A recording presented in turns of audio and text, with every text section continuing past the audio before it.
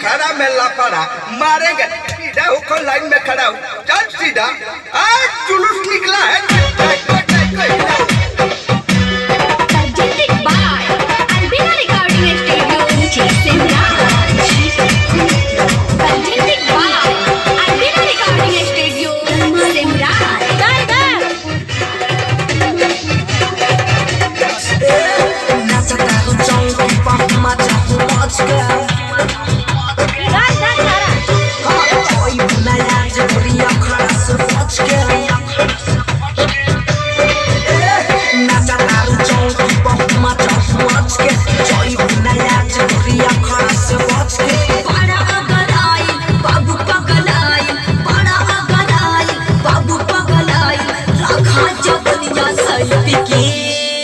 अरे मेरा बोई ठके तारों में बोई ठके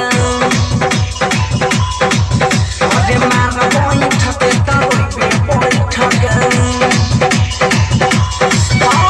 नाचा जाऊं कि पहुँच जाऊं आज के जोई बिना यार छोड़ी आँखों से बच के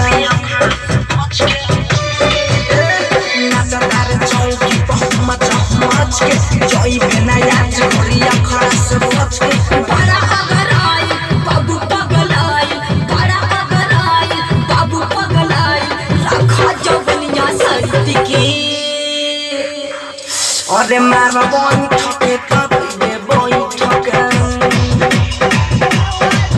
अरे मेरा बोई ठके तारों में बोई ठके